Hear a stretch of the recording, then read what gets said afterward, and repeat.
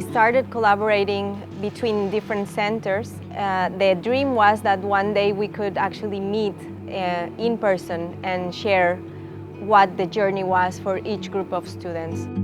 It's almost the middle of the road between Nice and Barcelona, but it's also a place that showcases every single concept we've been discussing in the class.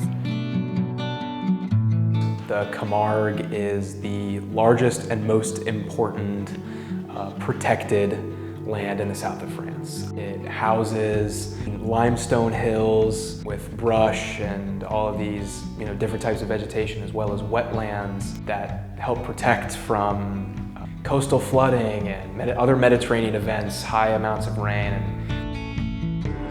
The Camargue is a wetland that has been recognized as having an international importance. You need to be multidisciplinary if you want to manage a place like a delta or a wetland. Christine highlighted that there's no such thing as really a natural disaster. It's all fabricated and affected by what humans have done to change, and especially in the coastline and the mountains and the infrastructure in the area. The Camargue, although it's largely man-made, they've tried to sort of leave it in the natural state that it has shaped up to be. And they sort of encourage that, and they encourage the biodiversity and the way with which the birds and the environment and the plants all interconnect. Visit to Camargue was incredible for the project and for sort of understanding how sustainable practices can exist in cities, and as well just sort of being able to meet the other groups in person and sort of collaborate and talk about our experience with research.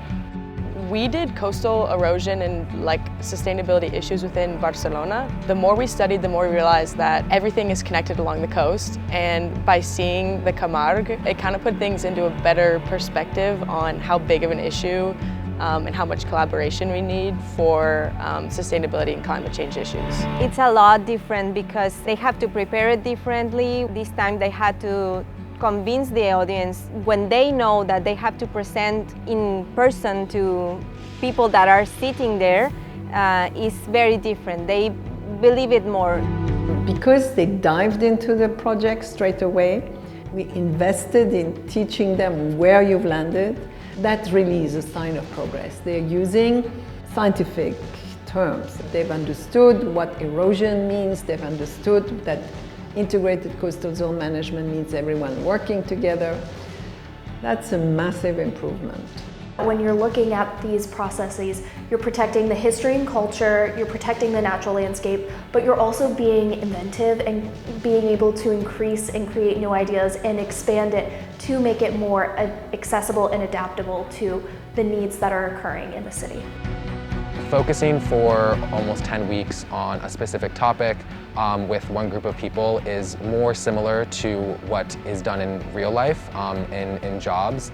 And so I think the ability to spend a lot of time on a topic and research it thoroughly, find different sources, be able to argue your points, that's a really important lesson that I want to be able to take back with me from this class. The reason why I'm studying chemical engineering is to go into looking into the energy sector and seeing how we can make energy more sustainable, but at the same time more accessible for marginalized communities.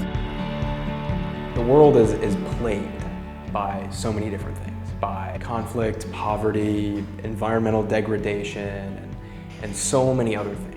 And for me, the most important part of my career is to bring that sense of justice to the parts of the world that are seeing injustice.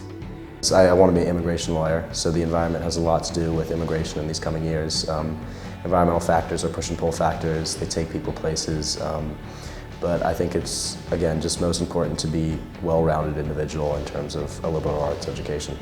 As a government policy major, I think it would really impact how I view having the backbone of policy is so important and something that I really highlighted and will bring back when I go back to study and in my future career. I like to get to apply my own interests and my own capabilities to this project, and my excitement about the sustainability issues, which sounds kind of nerdy, but I would get excited to go home and talk to my roommates about it or talk to my parents about it and how we get to go to another city and collaborate with another class and actually reveal something about what we're learning. We're not just researching to research, we're researching to look forward to the future. We have the option to exploit our ecosystem, or we have the option to work with it